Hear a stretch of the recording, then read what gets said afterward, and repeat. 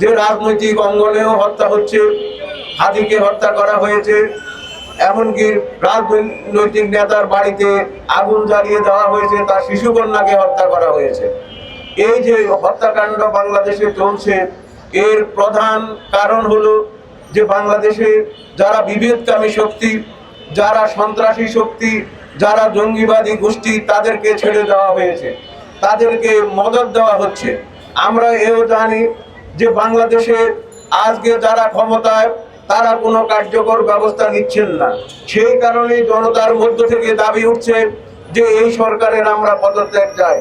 আমরা এও জানি এই ডিসেম্বর মাসে আমরা জানি যে আমাদের বিজয়ের মাস, এবং ৭১ সালে সেই দিন আমরা যুদ্ধে, সর্বাত্মক যুদ্ধে পাকিস্তানিকে পরাজিত করেছিলাম, এবং আমরা বিশ্ববাসীর সমর্থন পেয়েছি, আমরা ভারতের সমর্থন পেয়েছি।